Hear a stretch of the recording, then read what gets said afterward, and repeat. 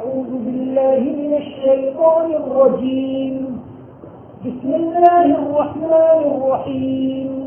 ولولا إذ دخلت جنتك قلت ما شاء الله لا قوة إلا بالله إن ترني أنا أقل منك مالا وولدا فعسى ربي أن يؤتيني خيرا من جنتك ويرسل عليها حسبانا من السماء فتصبح صعيدا زلقا أو يصبح ماؤها غورا فلن تستطيع له طلبا وأحيط بثمره فأصبح يقلب كفيه على ما أنفق فيها وهي خاوية على عروشها فيقول يا ليتني لم أشرك بربي أحدا ولم تكن له فئة ينصرونه من دون الله وما كان منتصرا هنالك الولاية لله الحق هو خير ثوابا وخير عقبا واضرب لهم مثل الحياة الدنيا كماء أنزلناه من السماء فاختلط به نبات الأرض فأصبح هشيما تذروه الرياح وكان الله على كل شيء مقتدرا المال والبنون زينة الحياة الدنيا والباقيات الصالحات خير عند ربك ثوابا وخير أملا صدق الله العظيم. تو نے ایسا نہیں کیا کہ جب اپنے باغ میں داخل ہوا تھا تو کہتا کہ ماشاء اللہ لا قوت الا باللہ.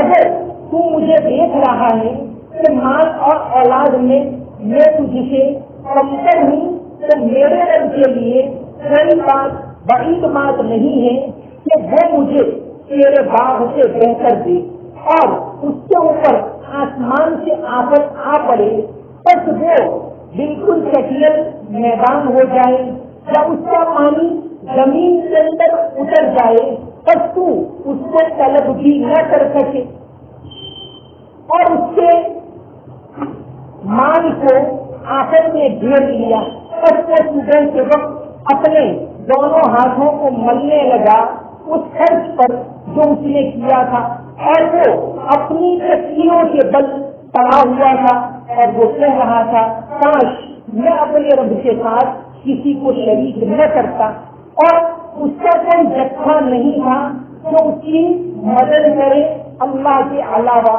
اور نہ وہ اپنا بچاؤ کر سکا.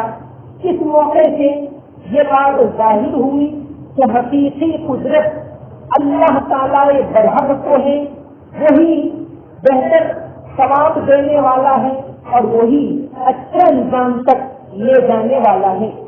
آج ان کے سامنے دنیاوی زندگی کی مثال بیان کی تھی وہ ایسی ہے جیسا کہ ہم نے آسمان سے پانی برسایا پھر اس سے زمین کا سبزہ خوب بھنا ہو گیا پھر وہ ریزہ ریزہ ہو گیا کہ ہوا اس کو اڑائے جاتی ہے اور اللہ تعالیٰ ہر چیز پر مکمل قدرت رکھتا ہے.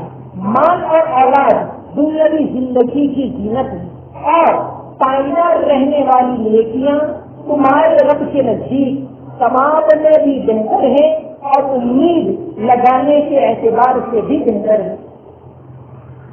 دو آدمیوں کا واقعہ بیان کر کے بات سمجھائی کہ مال اللہ تبارک و تعالیٰ کا انعام ہے اس کی طرف سے ہے جس کو چاہے وہ دیتا ہے جتنا چاہے دیتا ہے اور جب اس کا حکم ہوتا ہے تو آنن آنن سب کچھ ہلاک ہو جاتا ہے. یہ اس جاری دور کے اندر یہ مال ایک بہت بڑا فتنہ ہے. انسان اگر اس کے اندر بہت زیادہ منہمک ہو جائے تو اللہ تبارک و تعالیٰ کو بھول جاتا ہے. اس اعتبار سے یہاں اس کا بیان مرحوم اکبر الہ آبادی رحمت اللہ علیہ یہ مال کی محبت کے بارے میں، کیونکہ وہ ان کا انداز حقیقہ تھا، انہوں نے کہا کہ رقیبوں نے رپٹ لکھوائی ہے جا جا کے کھانے میں، رقیبوں نے رپٹ لکھوائی ہے جا جا کے کھانے میں، اکبر نام لیتا ہے خدا کا اس زمانے میں۔ اور ایک شعر انہوں نے کہا ہے مال کے بارے میں، مذہب نے پکارا اے اکبر اللہ نہیں تو کچھ بھی نہیں، مذہب نے پکارا اے اکبر اللہ نہیں تو کچھ بھی نہیں، یاروں نے کہا یہ قول غلط تنخواہ نہیں تو کچھ بھی نہیں۔ یہ آج کے دور کی یہ حالت ہے، تو یہ مثال لے کر سمجھایا، یہ واقعہ بیان کر کے سمجھایا۔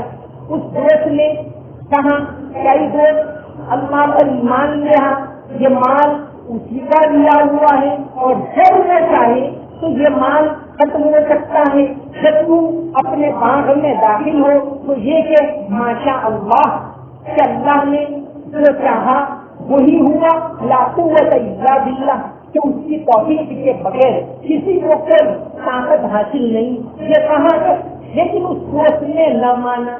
اب آخر کار ایسا ہوا اس نے یہ بھی سمجھایا کہ ماں رہا اگر یہ تیرا پانی فراوانی کے ساتھ ہے، اگر یہ زمین کے اندر اتر جائے بہت زیادہ گہرائی میں تو تو اس کو کیسے حاصل کرے گا، تو اس کو طلب بھی نہیں کر سکے گا۔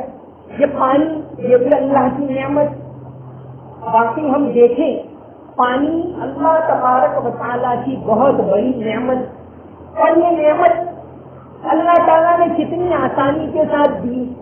انسان کو روزانہ پانی چاہیے لیکن وہ پانی کا سال بھر کا اسٹاک نہیں کر سکتا، اناج کا تو کر سکتا ہے، پانی کا نہیں کر سکتا۔ اللہ تعالیٰ نے خود اسٹاک کر دیا پہاڑوں کے اوپر، حالانکہ پہاڑ سے تو نیچے لڑکنا چاہیے، اور لیکن اللہ تعالیٰ نے وہاں اسٹاک کی، وہاں سے یہ ندیاں نکلتی، زمین کے اندر اللہ نے اسٹاک کر دی۔ تو ہم دیکھتے ہیں کہ مٹی پر بارش برسے تو اس بارش میں ہم پورا پاؤں رکھنا بھی پسند نہ کریں، لیکن وہی پانی اندر چلا جاتا ہے پھر نکلتا ہے صاف شفاف۔ اگر انسان غور کرے اس کے اوپر تو اللہ کی بہت بڑی قدرت ہے۔ اب اس آدمی کو بات سمجھنے نہیں آئی، اللہ کا کرنا ایسا ہوا ہماری ایک دن اچانک آفت آ پڑی اور اس کا سارا مال، ساری جائیداد، سارا کھیت سب کچھ تباہ ہو گئے۔ اللہ چاہے ایک ہوا چلے اور سب برباد ہو جائے، کوئی سائنسدان آندھی کو نہیں روک سکتا، چاہے کتنی ترقی کرے، کوئی بارش کو، طوفان کو نہیں روک سکتا، ساری طاقت اللہ کے ہاتھ میں۔ تو ایک آفت آئی ہماری اب وہ ہاتھ ملتا رہ گیا، علامہ انفق فیہا وہی خاویۃ علی عروشہا، اور وہ سارا کھیت بالکل زمین کے اوپر پڑا ہوا ختم ہو گیا، تباہ ہو گئے۔ اللہ تبارک و تعالیٰ چاہے جیسے ابھی 2013 کے اندر جو اتراکھنڈ میں ایک طوفان آیا، یہ اس وقت رمضان کا مہینہ ہی تھا، جون کا مہینہ تھا، 16 جون 2013 ایسا طوفان آیا زبردست، چٹانیں لڑک کر تنوں کی چٹانیں گری اتراکھنڈ کے اندر، اور سرکاری اعتبار سے 5700 لوگ ہلاک ہو گئے۔ ابھی کا واقعہ ہے، سب کو معلوم۔ اور 2004 میں 26 دسمبر کو جب ساری دنیا یہ کرسمس منانے میں مشغول تھی اور سنا ایسا زبردست دریائی طوفان آیا کہ آزاد بتانے والے یہ کہتے ہیں کہ 2.5 لاکھ لوگ مر گئے، جزیرے کے جزیرے ختم ہو گئے، ایسا زبردست وہ طوفان۔ تو انسان اس کو دیکھ کر غور کرے اللہ کی قدرت پر، جبکہ کی طاقت اسی کی ہے، جو کچھ دیا ہے اسی نے دیا ہے، یہ آدمی ہاتھ ملتا رہ گیا۔ یہ واقعہ بیان کر کے اسی کی طرف اشارہ کرنا ہے کہ انسان بھی اگر دنیا میں مشغول رہے گا، مست رہے گا، اللہ کو بھول جائے گا، تو قیامت کے دن وہ ہاتھ ملتا رہ جائے گا، وہ کہے گا جیسے قرآن کریم کی آیت ہے سورہ الف لام میم سجدہ میں کہ قیامت کے دن کہے گا ربنا ابصرنا وسمعنا وارجعنا نعمل صالحا انا موقنون، اے رب ابصرنا ہم نے دیکھ لیا، وسمعنا ہم نے سن لیا، وارجعنا نعمل صالحا ہماری یہ گزاری، ایک اور موقع ہم کو دے دیجیے، ایک اور مرتبہ دنیا میں بھیج دیجیے، نعمل صالحا اچھے کام کریں گے، انا موقنون اب ہم کو یقین آ گئے۔ لیکن پھر اس وقت کا یقین کام نہیں آئے گا، جب موقع ہاتھ سے چلا گیا پھر وہ بات ختم۔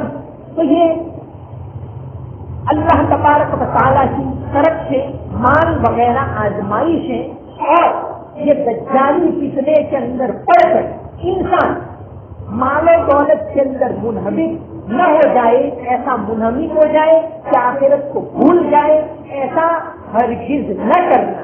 یہ سبق اس واقعے سے دیا گیا۔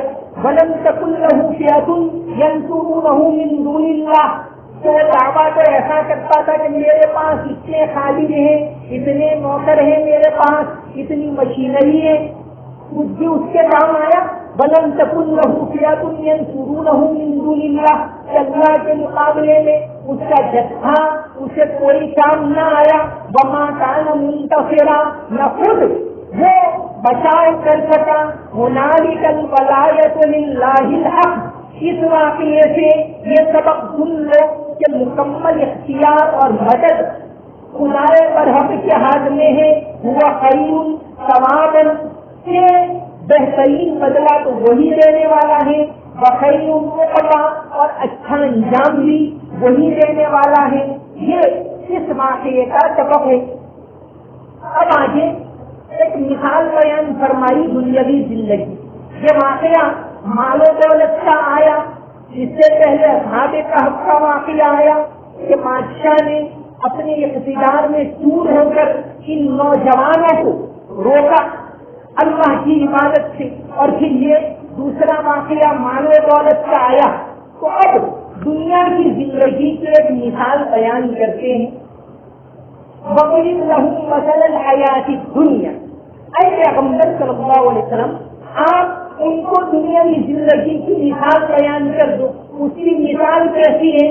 کَمَاءٍ أَنزَلْنَاهُ مِنَ السَّمَاءِ، جیسا کہ ہم نے آسمان سے پانی برسا ہے، یہ زمین بالکل خشک ہو جاتی، جب پانی برستا ہے فَاخْتَلَطَ بِهِ نَبَاتُ الْأَرْضِ، تو زمین کی نباتات پاؤں میں نکلتی ہے، پوری زمین ہریالی ہو جاتی ہے، ہری بھری ہو جاتی ہے۔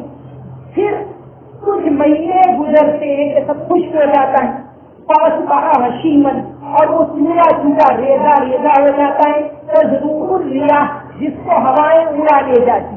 تو دنیا کی زندگی کی مثال بھی ایسی کہ انسان ابھی زندگی ہے، جوانی ہے، ہرا بھرا ہے، ایک وقت آئے گا اس کی موت آئے گی اور وہ دنیا سے چلا جائے گا۔ لائی حیات آئے سزا لے چلی چلے، اپنی خوشی نہ آئے نہ اپنی خوشی چلے، صرف انسان کی موت آئے گی تو وہ چلا جائے گا۔ پیغمبر انسان کی زندگی آپ اس مثال سے سمجھا دیجیے کہ زمین کے اوپر جب بارش ہوتی ہے تو بالکل زمین ہری بھری ہو جاتی، اب وہ ہریالی کی جتنی زندگی ہوتی ہے تب تک وہ رہتی، پھر جب اس کا وقت آتا ہے خشک ہو جاتی ہے، پھر گر جاتی ہے، لوگ اس کو رونتے ہیں اور یہ حالت ہوتی ہے کہ ہوائیں اس کو اڑا لے جاتی۔ تو یہ ہے دنیاوی زندگی کی مثال۔ آپ صلی اللہ علیہ وسلم اور قرآن کریم میں بھی مثالیں بیان کی گئی، مثال سے بات اچھی طرح سمجھ میں آتی ہے، اس لیے قرآن میں بے شمار مثالیں۔ علامہ ابن قیم جوزی رحمۃ اللہ علیہ نے ایک مستقل کتاب لکھی ہے الامثال فی القرآن، کہ قرآن کے اندر اللہ نے کہاں کہاں کون کون سی مثال دے کر انسان کو سمجھایا۔ جیسے اللہ تبارک و تعالیٰ کی ذات کیا ہے، اللہ نے مثال دی اللہ نور السماوات والارض، اللہ آسمانوں اور زمین کا نور ہے، اس کی بات کو تم سمجھ نہیں پاؤ گی. اللہ نور السماوات والارض مثل نورہ کمشکاۃ فیہا مصباح، یہ اس کے نور کی مثال ایسی ہے جیسے ایک طاقتے میں پانی رکھا ہوا ہو، المصباح فی زجاجہ، اور اس کے اندر چاروں طرف گلاس لگا ہو، الزجاجہ کأنہا کوکب درّی یوقد من شجرۃ مبارکۃ زیتونۃ، وہ فانوس ہے، وہ زیتون کے تیل سے روشن ہے اور گلاس کی وجہ سے اس کی روشنی چاروں طرف ہے. اس طرح اللہ تبارک و تعالیٰ چاروں طرف ہے، پوری دنیا کے اندر، پوری کائنات کے اندر وہ موجود ہے، تم اس کی ذات کو سمجھ نہیں پاؤ. تو قرآن کے اندر مثالیں دے کر سمجھائے، حدیث شریف میں بھی آپ صلی اللہ علیہ وسلم نے مثالیں دے کر سمجھائے. بے شمار مثالیں حدیث میں موجود ہیں. حضرت عبداللہ ابن عمرو ابن عاص رضی اللہ عنہ بیان کرتے ہیں کہ میں نے آپ صلی اللہ علیہ وسلم سے 1000 مثالیں یاد کی. حدیث کو عن نبی صلی اللہ علیہ وسلم اربع مثل، 1000 مثالیں میں نے یاد کی. حدیث میں آپ صلی اللہ علیہ وسلم نے کیسے مثالیں، کیونکہ مثال سے بات انسان کی سمجھ میں آ جاتی. ایک مثال بھی حدیث شریف کے اندر آتا ہے، آپ صلی اللہ علیہ وسلم نے فرمایا کئی لوگوں مجھے بتاؤ، اگر کسی کے گھر کے دروازے کے آگے ایک نہر ہو، صاف شفاف پانی کی، روزانہ اس کے اندر وہ 5 مرتبہ غسل کرتا ہو، تو کیا اس کے جسم پر کوئی میل کچل باقی رہے گا؟ لوگوں نے کہا نہیں، بالکل نہیں رہے گا. آپ صلی اللہ علیہ وسلم نے فرمایا کہ 5 نمازوں کی مثال بھی ایسی ہے، اس کی وجہ سے انسان کے گناہ دھل جاتے، اس کے دل میں جو برائی کے خیالات پیدا ہوئے وہ ختم ہو جاتے، اللہ تبارک و تعالیٰ اس کے کبیرہ گناہوں کو معاف کر دیتی اس کی وجہ سے. تو یہ مثال دے کر بیان فرمائے. ایک مثال بھی آپ نے الید العلیٰ خیر من الید السفلی، اوپر کا ہاتھ نیچے کے ہاتھ سے بہتر ہے. جن دینے والے بنو، مانگنے والے نہیں، دوسروں کی مدد کرنے والے بنو. تو حدیث شریف کے اندر بے شمار مثالیں بیان کر کے سمجھایا گیا ہے، اور مثال سے انسان کو بات سمجھ میں آ جاتی ہے. قرآن میں بھی مثالیں دی گئی، تو یہاں بھی دنیاوی زندگی کی ایک مثال دی گئی. آج کے دور ہے جس کو کہتے ہیں پرسنالٹی ڈیولپمنٹ، کہ انسان کی زندگی کیسے اچھی بنی. مغربی دنیا کے اندر یہ ویسٹرن لوگوں کے اندر ایک لفظ چلتا ہے پرسنالٹی ڈیولپمنٹ، یعنی ویکتو وکاس، انسان کی شخصیت کے اندر کیسے نکھار آئے، وہ کیسے زیادہ سے زیادہ اچھا بنے. اس کے لیے لوگ بہت ساری دولت خرچ کرتے کہ میری زندگی خوبصورت بنے. اسلام دنیا کے اندر بھی اس کے بارے میں بہت ساری کتابیں لکھی گئی جن میں یہ پرسنالٹی ڈیولپمنٹ کی کتابیں ہوتی ہیں، جن میں یہ چھوٹی چھوٹی مثالیں لے کر سمجھایا جاتا ہے کہ تم لوگوں سے کام آؤ، جھوٹ کو چھوڑ دو تو تم لوگوں میں مقبول ہو جاؤ گے، امانت داری کو اپناؤ، لوگوں سے محبت کرو، لوگوں سے کام آؤ. ایسی باتیں مثالیں دے کر سمجھاتے، مثال سے سمجھ میں آ جاتی. تو اسلامی دنیا کے اندر ایک ایسی کتاب لکھی گئی، ڈاکٹر آئزل قرنی نے ایک کتاب لکھی ہے لا تحزن، جس کا اردو ترجمہ ہوا ہے غم نہ کر. بہت اچھی کتاب ہے، بہترین کتاب ہے لا تحزن. انگلش میں بھی اس کا ترجمہ ہوا ہے ڈونٹ بی سیڈ، کہ غم زدہ نہ ہو، اردو میں غم نہ کرے. اس کتاب کے اندر قرآن اور حدیث کے حوالے سے ایسی چھوٹی چھوٹی باتیں لکھ کر یہ سمجھایا گیا ہے کہ انسان کی زندگی اور اس کی پرسنالٹی کیسے بہترین بن سکتی. اسی طرح ایک اور کتاب لکھی ہے ڈاکٹر محمد عبد الرحمان العریفی نے ایک کتاب لکھی ہے استمتع بحیاتی، جس کا اردو میں ترجمہ ہوا ہے زندگی سے لطف اٹھائیے.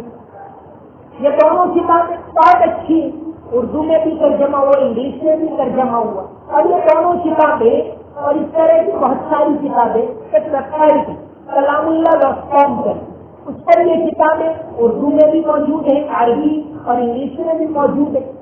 تو ان کتابوں کے اندر یہ بیان کیا گیا ہے کہ انسان کی زندگی اسلامی اصول کی روشنی میں کیسے سنور سکتی ہے, کیسے پرسنالٹی کا ڈیولپمنٹ ہوتا ہے. تو یہاں ایک مثال بھی دنیا کی زندگی کی پیغمبر صلی اللہ علیہ وسلم لوگوں کو سمجھا دوں وَوَلِلَّهُ مَثَلَ الْحَيَاةِ الدُّنْيَا کہ یہ دنیا کی زندگی کی مثال کیسی ہے. کمائن انزلناہ من السماء جیسے آسمان سے پانی برسائے. انسان خالی نہیں, اللہ نے اس کو وجود بخشا. فاختلط بہ نبات الارض, اب یہ پانی سے کیا ہوتا ہے, سبزیاں اگ نکلتا ہے, نباتات اگ نکلتی ہیں, کھیت ہرے بھرے ہو جاتے. تو اس سے اللہ نے انسان کو زندگی دی. اب وہ جوان ہوتا ہے, اس کے اندر ایک طاقت آتی ہے, اس کے اندر کام کرنے کا ایک حوصلہ آتا ہے. اب کیا ہے, ہم شاہ بنی ہوں گے, ہم شاہ بنی خود. اب اس طاقت کو چاہے تو وہ جھاڑیوں میں لگائے, چاہے تو برے کام میں لگائے, چاہے تو ایمان میں لگائے, چاہے تو کفر میں لگائے, چاہے تو وہ لوگوں سے کام آئے, چاہے تو وہ لوگوں کے اوپر ظلم ستم کرے, لوگوں کو چوسے. کہ اللہ نے زندگی دی, پھر یہ زندگی ہری بھری ہوتی جیسے نباتات. پھر ایک وقت آتا ہے کہ نباتات سوکھ جاتی, جیسے انسان بوڑھا ہو جائے. مثال دے کر قرآن نے اور مثال دے کر سمجھایا ہے کہ ثم من نطفۃ ثم من علقۃ ثم یخرجکم طفلا, کہ پھر انسان بچہ ہوتا ہے. ثم لتبلغوا اشدکم, پھر وہ نوجوان ہوتا ہے, بھرپور طاقت ہوتی ہے. ثم لتکونوا شیوخا, پھر وہ بوڑھا ہو جاتا ہے. تو یہ نباتات بھی اس طرح خشک ہو جاتی. پھر ایسا وقت آتا ہے کہ تذروہ الرياح فاصبح هشيما, یہ نباتات بالکل چورا چورا ہو جاتی ہے, گر جاتی. تذروہ الرياح, ہوائیں اس کو اڑا لے جاتی. تو انسان کی زندگی کی مثال بھی رہتی. ایک وقت آئے گا اور وہ اس دنیا سے چلا جائے. موت سے کس کو رستگاری ہے, غالب نے کہا ہے موت سے کس کو رستگاری ہے, آج وہ کل ہماری باری ہے. ہر ایک کو اس دنیا سے جانا ہے. تو یہ دنیا کی زندگی کی مثال. اب آگے کی آیت کے اندر نے بتایا کہ اس دنیا کی زندگی میں اچھے کام کرو گے تو آئندہ زندگی میں تم کو کام آئیں گے. اس زندگی میں بھی لوگ تمہیں یاد کریں گے, لوگ تمہارا نام اچھے طریقے سے لیں گے, اور آنے والی زندگی کے لیے یہ تمہارا بیلنس ہوگا. فرمایا المال والبنون زینت الحیات الدنیا, مال اور اولاد یہ تو دنیا کی زندگی کی رونق ہے. مال اللہ نے دیا ہے, اولاد دی ہے, نوکر چاکر دیے ہیں, یہ سب دنیا کی زندگی میں بھلا معلوم ہوتا ہے, بہت اچھا معلوم ہے. یہ اللہ تبارک و تعالیٰ نے انسان کے دل میں مال کی محبت رکھی, لیکن وہ اس کی لمٹ سے بڑھے نہیں. المال والبنون زینت الحیات الدنیا, مال اور اولاد دنیا کی زندگی کی رونق ہے. والباقیات الصالحات خیر عند ربک ثوابا وخیر عملا, کہ باقی رہنے والی نیکیاں یہ تمہارے رب کے نزدیک ثواب کے اعتبار سے بھی بہتر ہے اور امید کے اعتبار سے بھی بہتر ہے. کہ یہ مال اللہ نے دیا ہے اور اس کی مثال یہ ہے, تو تم اس کے اندر نیک کام کریں تو باقیات الصالحات, یعنی باقی رہنے والی نیکیاں. یہ باقی رہنے والی نیکیاں کیا ہیں؟ شاہ عبد القادر رحمت اللہ علیہ, جنہوں نے شروع میں اردو کے اندر قرآن کی تفسیر کی تھی, موضوع القرآن. یہ شاہ عبد القادر کے پورے خاندان نے قرآن کی بہت خدمت کی, قرآن سے ان کو لگاؤ. شاہ ولی اللہ کے والد صاحب وہ بھی قرآن کی تفسیر کرتے تھے دہلی کے اندر, اور اورنگزیب رحمت اللہ علیہ نے جو علماء کی پینل بنائی فتاوا لکھنے کے لیے 40 علماء پڑے پڑے جنہوں نے مل کر فتوا لکھا اورنگزیب کے زمانے میں، وہ فتوا آج بھی صرف ہندوستان میں نہیں پوری دنیا کے اندر، یعنی فتاوا عالمگیریہ کے نام سے اور دوسرے ملکوں میں فتاوا ہندیہ کے نام سے مشہور، آج بھی یہ اہم مانے جاتے۔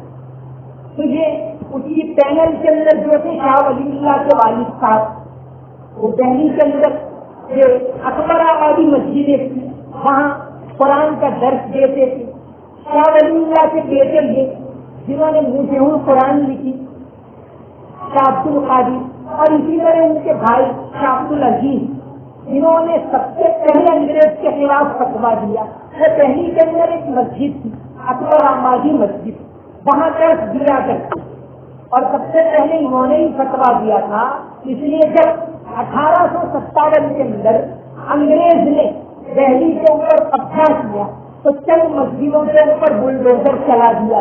اس کے اندر یہ اکبر آبادی مسجد تھی جو دریا گنج، وہاں ایک مسجد ہوا کرتی تھی، اس کو یعنی ڈھا دیا، کیونکہ وہاں ہی درس لیتے تھے شاہ عبد العزیز رحمۃ اللہ علیہ، اس پر بلڈوزر چلا دیا اور وہاں چوراہا بنا کر ایڈورڈ کا مجسمہ، اس کا پتلا رکھ دیا۔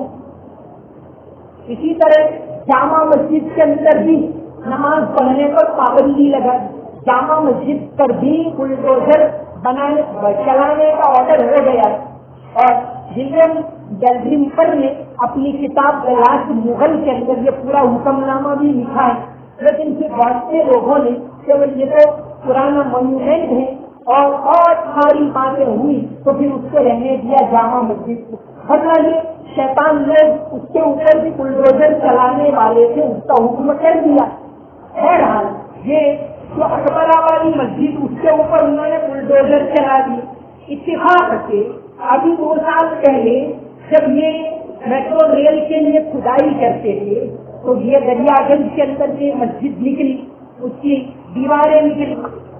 اب اس کے بعد دہلی کے اندر وقف بورڈ نے کیس کر دیا کہ یہاں دوبارہ مسجد بننی چاہیے، میٹرو اسٹیشن نہیں، تو ابھی وہ موقوف رہا ہے سارا کام اور کیس چل رہا ہے کہ بھائی یہاں دوبارہ اکبر آبادی مسجد بننی چاہیے جہاں یہ لوگ درس کیا کرتے تھے۔ تو باقیات الصالحات کے بارے میں موجم القرآن کے اندر شاہ عبد القادر دہلی رحمۃ اللہ علیہ نے لکھا ہے، یہاں آیت کے اندر آیا کہ والباقیات الصالحات خیر عند ربک ثوابا وخیر عملا، کہ یہ مال اور یہ تو دنیا کی زندگی کی رونق ہے اور باقی رہنے والی نیکیاں اللہ کے یہاں رونق ہوگی۔ تو شاہ عبد القادر نے لکھا ہے کہ باقی رہنے والی نیکیاں کیا کیا ہیں۔ انہوں نے لکھا ہے کہ تم کوئی ایسا کام جاری کر دو جو آگے کی جاری رہے، کوئی یہ کام جاری کر دی تو تمہارے لیے وہ باقیات الصالحات بنے گا۔ پھر آگے لکھا کہیں پورا کھدواؤ، وہ تم مر جاؤ تو بھی اس کی نیکیاں چلتی رہیں گی، باقیات الصالحات ہوگا۔ کہیں مسافر خانہ بنواؤ، تمہارے لیے باقیات الصالحات ہوگا۔ کسی کھیت کو وقف کر دیا قبرستان کے لیے، مسافر خانے کے لیے، سرائے کا لفظ انہوں نے لکھا ہے کہ سرائے کے لیے وقف کر دیا، تو یہ بھی تمہارے لیے باقیات الصالحات ہوگا۔ تو یہ باقی رہنے والی نیکیاں ہے اور یہ حقیقی رونق ہے اللہ تبارک و تعالیٰ کے یہاں۔ اور باقیات الصالحات کے بارے میں مفسر قرآن علامہ ابن عباس رضی اللہ عنہ نے لکھا ہے کہ 5 وقت کی نمازیں ہیں یہ باقیات الصالحات، کہ نمازیں تم پڑھو گے یہ تمہارے لیے باقیات الصالحات ہوگی، مرنے کے بعد بھی یہ نیکیاں تمہارے کام آئے گی۔ اور حضرت عثمان رضی اللہ عنہ سے مسند احمد میں ایک حدیث مروی ہے، انہوں نے کہا کہ باقیات الصالحات کیا ہیں، تو فرمایا کہ یہ سبحان اللہ والحمد للہ ولا الہ الا اللہ واللہ اکبر ولا حول ولا قوۃ الا باللہ العلی العظیم، یہ کلمہ پڑھنا یہ تمہارے لیے باقیات الصالحات ہیں۔ تو تمام میں الگ الگ باقی رہنے والی نیکیاں گنوائی کہ یہ اصل میں تو کام آئے گی۔ ایک حدیث شریف حضرت ابو ہریرہ رضی اللہ عنہ سے مروی ہے، آپ صلی اللہ علیہ وسلم نے فرمایا اذا مات الانسان انقطع عمله، کہ جب انسان مر جاتا ہے تو اس کے اعمال کا دفتر بند، اب وہ کچھ نہیں کر سکتا الا من ثلاث، ہاں 3 طرح کے اعمال ابھی بھی جاری رہیں گے۔ کون کون سے 3 اعمال؟ ایک تو یہ کہ اس نے یعنی علم چھوڑا جس سے لوگ فائدہ اٹھاتے، چاہے وہ علم اس نے سکھا کر چھوڑا، کتاب لکھ کر چھوڑا، تفسیر لکھ کر چھوڑا، تبلیغ میں جا کر اس نے کسی کو سکھایا وہ دوسروں کو سکھاتے ہیں، مدرسہ بنایا، مدرسے کے اندر مان لیا، کسی بھی کرے اس نے علم میں مدد کی اور اس علم کے ذریعے فائدہ اٹھایا جا رہا ہے تو وہ نیکیاں اس کو ملتی رہے گی۔ اسی طرح یہ اولاد چھوڑی جو اس کے لیے دعا کرتی، یہ اولاد اس نے چھوڑی اور اس کے لیے دعا کرتی ہے تو وہ اس کے لیے اس کا ثواب لکھا جاتا رہے گا۔ اور باقیات الصالحات کے بارے میں ایک بات حسن بصری رحمۃ اللہ علیہ نے لکھا ہے کہ بیٹیوں کی اچھی تعلیم و تربیت کرنا یہ باقیات الصالحات، بیٹوں کی طرف سے لوگ توجہ دیتے ہیں، لیکن حسن بصری نے لکھا ہے کہ باقیات الصالحات سے مراد بیٹیوں کو اچھی باتیں سکھائیں، بیٹی کو اچھی باتیں سکھائی، اس کو اس کی صحیح تربیت کی تو یہ قیامت کے دن باقی رہنے والی نیکیوں کے طور پر کام آئے گا۔ وما علینا الا البلاغ المبین۔ اللهم صل على محمد وعلى ال محمد وبارك وسلم رب اغفر وارحم وتجاوز عما تعلم انك انت العزيز الاكرم۔ یا اللہ ہمارے گناہوں کو معاف فرما، یا اللہ تمام غلطیوں کو معاف فرما، یا اللہ رحمت کا عشرہ چل رہا ہے، یا اللہ رحمت کا عشرہ ختم ہونے کو ہے، یا اللہ ہم پر اپنی رحمت نازل فرما، یا اللہ ہم پر رحم فرما، یا اللہ کرم فرما، یا اللہ ہم نے تیرے لیے ہی روزہ رکھا، یا اللہ تیرے لیے ہی ہم تلاوت کر رہے ہیں، یا اللہ تیری رضا کے لیے ہی قرآن کی تفسیر کے اندر یا اللہ ہم بیٹھتے ہیں، یا اللہ تیرے کلام کی محبت میں بیٹھتے ہیں، یا اللہ تیرے حبیب صلی اللہ علیہ وسلم کی محبت سے ہم تراویح پڑھتے ہیں، یا اللہ ہماری ان عبادتوں کو قبول فرما، یا اللہ ان عبادتوں کو قبول فرما، یا اللہ اور زیادہ عمل کرنے کی توفیق عطا فرما، یا اللہ باقیات الصالحات کرنے والوں میں ہمارا شمار فرما، یا اللہ آخرت کی تیاری کرنے کی توفیق عطا فرما، یا اللہ رمضان کی قدر کرنے کی توفیق عطا فرما، حلال روزی عطا فرما، حرام سے حفاظت فرما، یا اللہ حرام سے ہم تمام کی حفاظت فرما،